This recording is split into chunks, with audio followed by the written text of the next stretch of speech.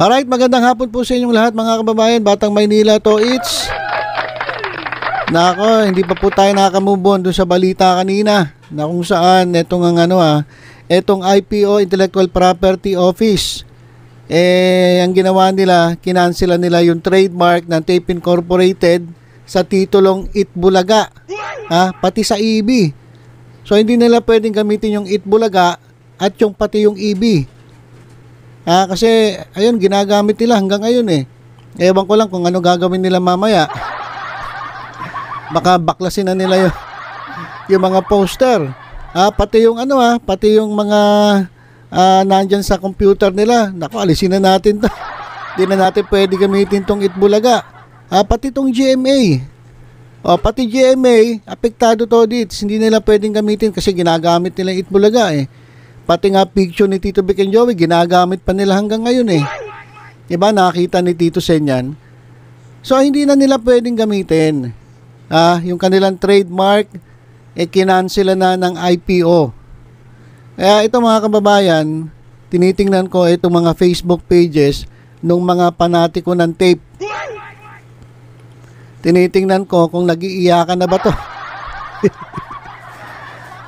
By the way, bago tayo dumako dito sa mga tulongges, gusto ko munang i-congratulate lahat po ng TBJ Defenders. Alam niyo naman kung sino kayo, hindi ko na kayo babanggitin po, promote ko pa kayo.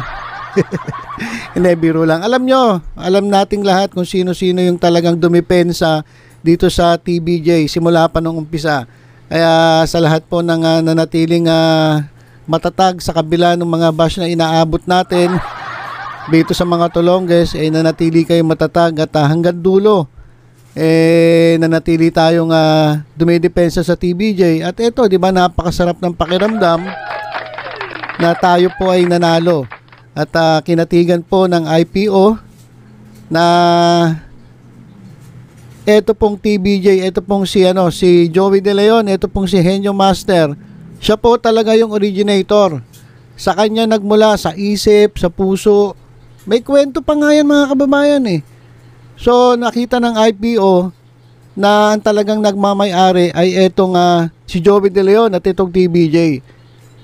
Simula dun sa nagkwento siya dun sa kusina, di ba? Daming kwentong gano'n. Doon niya naisip yung salitang Itbulaga, yung title. Kaya nga sabi ni Joey De Leon, biruin mo yan. Hindi ko man lang na-imagine na eto palang maiimbento kong titulong Itbulaga ay paglalabanan sa korte pagkalipas ng ilang dekada. Diba? Yan nga yung nangyari. Kaya naman eto, sila po ay talaga namang kinatigan, pinaniwalaan dahil nagsasabi sila ng totoo eh. Ay ayan. Eto kasing Tape Incorporated, yung mga witness nila hindi nila alam. Basta angkin lang sila ng angkin. Sa amin po ang Itbulaga.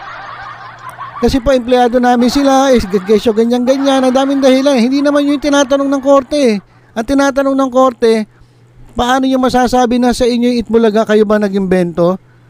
Sasagutin ngayon ng witness ng tape. Empleyado po kasi sila eh. Pinapasweldo po namin sila. Sabi ngayon ng judge, hindi yun ang tanong ko eh. Tinatanong ko, paano mo na-imbento yung yung Itbulaga, yung title na yan. Saan ang galing yan? Empleyado nga po namin sila. Siguro ini-imagine ko, siguro sa korte ganun yung hindi nila alam yung sasagot nila, basta sasagot lang sila. Empleyado namin yan eh. Diba? Kung tutusin, hindi naman talaga sila empleyado eh, partner sila eh. Diba? So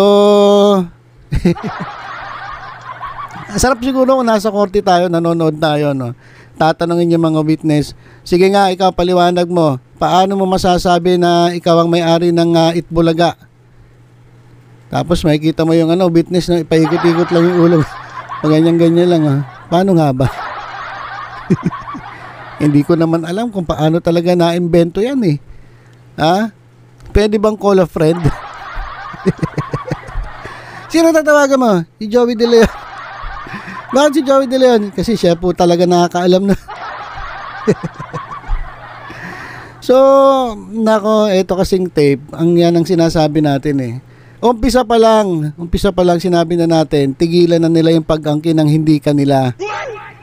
Kasi darating ang araw, o yan, katulad nitong araw na to, ayan, mapapahiya lang kayo.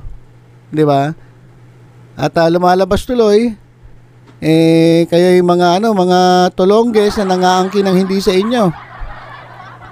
At malamang ito, mga kababayan, magbabayad pa sila ng mga damage, mga danyos dahil po sa ginawa nila. Biruin nyo, etong na-stress masyado to si Joey De Leon. Biruin mo siya nag-invento, hindi niya magamit yung yung Itbulaga. Every time na may magsasalita Itbulaga sa kanila, parang di ba parang hirap ng ganon. Pero alam mo sa sarili mo, ikaw nag-invento tapos hindi mo magamit. Eto namang hindi kanila, hindi sila naka-invento, ang kakapal na muka. Pil na pil nila yung paggamit ng Itbulaga na hindi naman kanila. O ano ngayon? Di pahiya kayo, nga. Oh. Kaya ito, tinitingnan ko lang ito mga panatiko ng tape. Itong kanilang mga Facebook pages. Ito tiningnan ko itong tape EB Defender. Ito ano naman to, medyo tahimik naman to. Hindi katulad ng iba na masyadong toxic. Ito nagpapaliwanag lang Okay, itong tape EB Defender na Facebook page na ito, hindi ito masyadong toxic katulad ng iba. Mamaya tingnan natin yung ibang mga toxic dyan. Etong Tape EB Defender, tingnan lang natin kung ano ang kanilang reaksyon dito sa pagkakapanalo ng TBJ pagdating po dyan sa sa trademark. Wala pa. Pero may post sila. Live tayo mamaya 2:35. Anong oras na? 2:49. Baka baka nag-iisip pa kung anong sasabihin, o baka naman hanggang ngayon umiiyak pa. Pinupunasan pa yung luha kaya hindi pa nakakapag-live. Wala pa naman ngayon dito pa nga lang sa post sila kinukuyog na sila ng ng mga Itbulaga original original. Ngayon wag na tayo matakot na gamitin ng Itbulaga dahil ang Itbulaga ay pag-aari na ng TBJ. Inalis na yan sa sa Tape Incorporated. Kaya wag na kayong magdadalawang isip na gamitin kasi etong Itbulaga mga kababayan dito na yan. Hintayin na lang natin yung talagang formality ng decision. Pero ayan na yung ibig sabihin nun Yun na yun Ano pa bang ibig sabihin nun na tinanggal na yung trademark sa kanila, kinansela na. At alam ko may merong trademark application ng TBJ Abangan natin yon. So ito, ayan may mga nagko-comment na mga legit number cards. Ayan pinapakita nila para ma-realize ninyo. Baka hanggang ngayon hindi nyo pa matanggap Ayan TBJ wins trademark cancellation case versus Tape. Ayan. At ito meron silang pinost dito. Ito raw attorney Maggie Abraham Garduque ng Tape Incorporated Corporate Legal Counsel on cancellation of trademark registration of Itbulaga and EB from Tape Incorporated. Sabi nila, we have not received a copy of the said decision yet. Naman lagi sinasabi.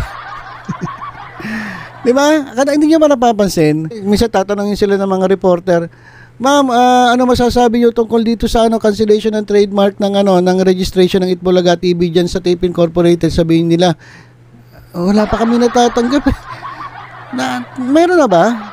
Yung mga ganong mga pa-effect na kunyari hindi nila alam pero sa totoo pinag-uusapan na nila kung ano gagawin nila. 'Di ba? Ito mga mga pa-epal Hindi pa raw nila na-receive yung mga decision.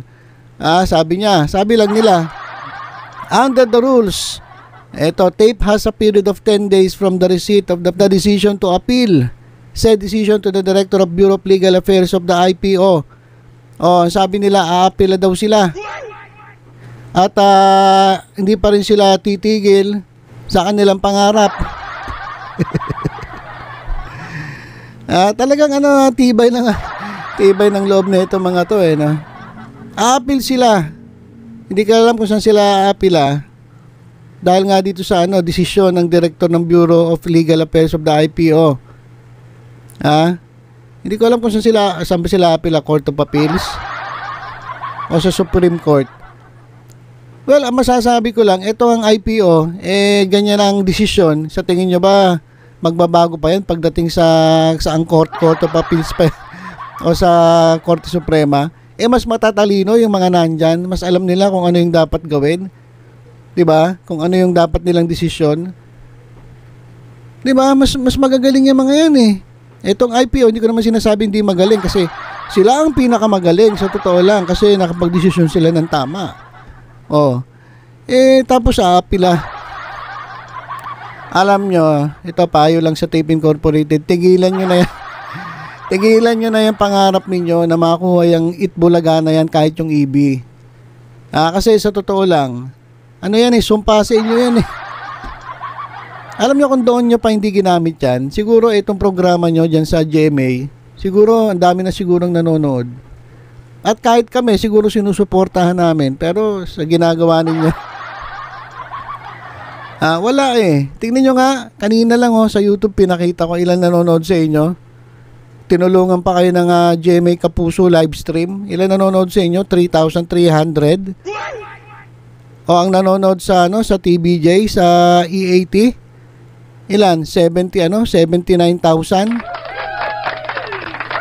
Wala pa nga kayo sa kalahati ng butal tigilan nyo na yan, please lang. Maawa naman kayo sa sarili ninyo. Huwag nyo nang lokohan yung mga sarili ninyo. Huwag nyo nang angkinin yung hindi sa inyo. Eto tuloy magla-live daw mamaya 2:35. Anong oras na? Wala pa. Siguro hindi pa makapag-isip kung ano ang sasabihin netong TED, Tape EB, depende siguro nakipag-meeting pa kay attorney kung ano mga dapat sabihin.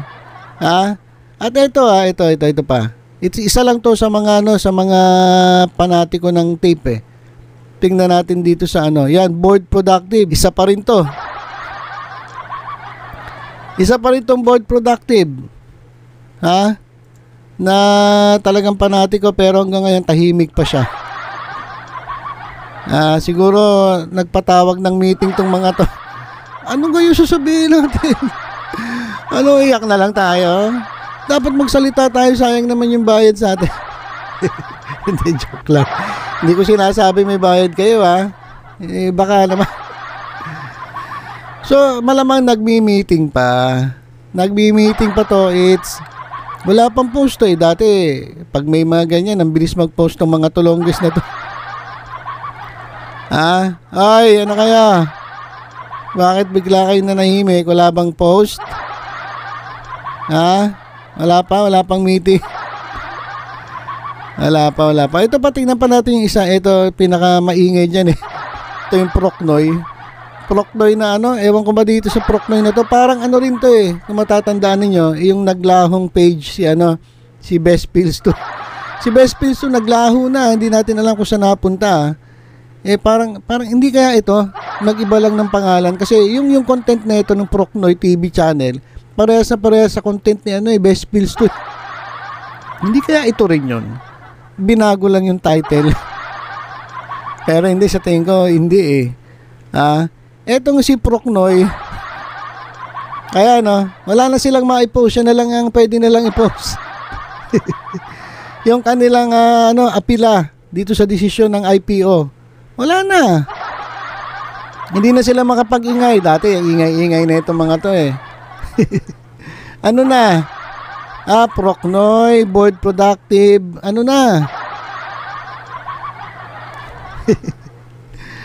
Ay, naku, tingnan ko nga yung meron pa alam ko meron pang iba Tingnan natin yung laging nang-aaway kay Models of Manila. Si Models of Manila kawawa din minsan Gulpi sarado rin. Ano ba yun? Yung Kapuso, sandali nga, tingnan nga natin Kapuso. Ito, Kapuso Alliance fan page. Tingnan nga natin. Wala tahimik Ikaw lahat ng mga Kapuso pages, tapos itong mga tape defender, pati itong mga panatiko ng tape bulagta. Siguro nagmi-meeting pa. Nagmi-meeting kung ano sasabihin kasi wala naman silang masasabi. O baka naman na nag-iiyakan pa. Ito tama sabi ng board productive mag-move on na kayo. Mag-move on na lang. Manahimik na lang kayo at tanggapin nyo na lang yung desisyon ng IPO. Ngayon kung pila kayo, sayang lang oras ninyo. Hindi rin kayo kakatigan. Kasi hindi nyo naman talaga alam ang istorya kung paano nagsimula yung Eat Bulaga. Ang nakakaalam lang niyan, TBJ, lalong-lalo na si Henyo Master Joey De Leon. Lahat ng detalye alam na alam ni Sir Joey, ni Joey De Leon. Kaya kapag tinanong kayo, wala na kayong may sasagot. Tumahimik na lang kayo, sumurrender na lang kayo. Ayun ang pinakamaganda ninyong gawin. So, yan lang mga kababayan, in-update ko lang kayo kung ano nangyayari dito sa mga panatiko ng tape. Wala naman, tahimik. Basta yun lang, aapila sila. Aapila sila sa desisyong ginawa ng IPO. Kumbaga, asa pa. Umaasa pa na mababaligtad yung desisyon ng IPO. So, yun lang po muna mga kababayan. Muli, congratulations sa lahat ng nakipaglaban at talagang hindi umalis sa tabi ng TBJ habang may labanan na nangyayari para sa titulong Eat Bulaga. At sa mga TBJ defenders, congratulations sa inyo Pakapi naman kayo. Alright, so yun lang po. Ingat po tayong lahat. God bless.